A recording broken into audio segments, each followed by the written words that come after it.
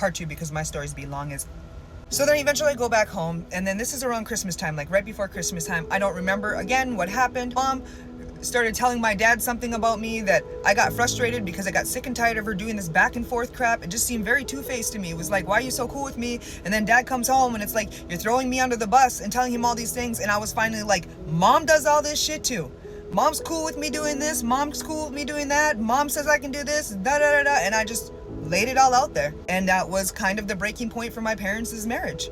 Well, that last Christmas we had was crap.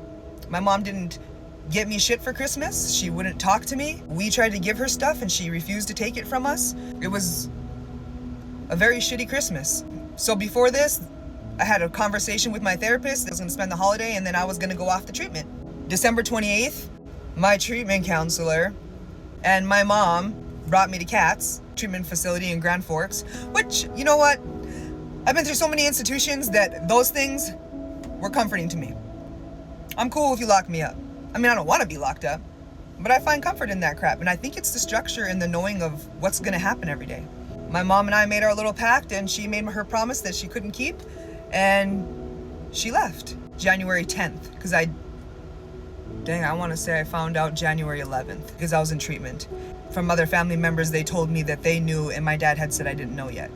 It was either the 10th or 11th. And it was weird because I had just straightened my hair, about to go play basketball, and my dad was supposed to bring my knee brace. Showed up with my brother, and I knew that was weird. I was like, whoa, what happened? When you go to treatment, the only people who can see you is your immediate family, like your mom and your dad. Your grandparents can't, nobody, nothing like that. So when my brother walked in, I immediately thought something else was wrong with my other brother because he's in the military. I was like, what's going on? They're like, oh, you gotta come in here and talk. And my dad,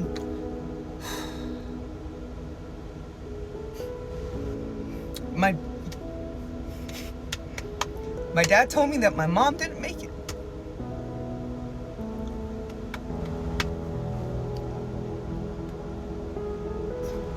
It literally felt like somebody ripped the soul from inside of me.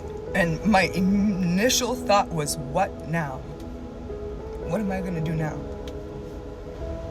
And I just remember riding in my dad's truck and him holding my hand the whole way back.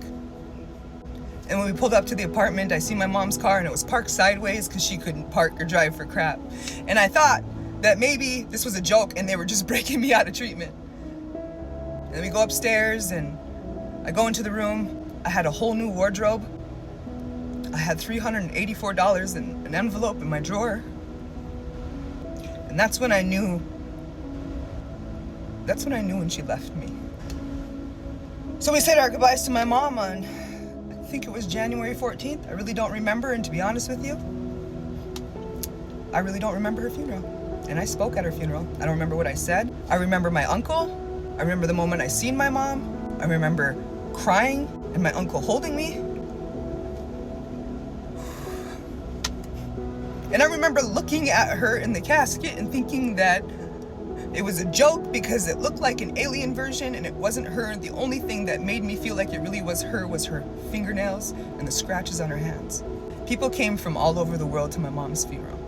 I want to make that known that she was loved. And it may not have been her family, but she was our family. My dad's entire family showed up for my mom. They came from London, New York, they came from Texas, they came from Colorado, they came from Florida, they came everywhere, because that's what family does.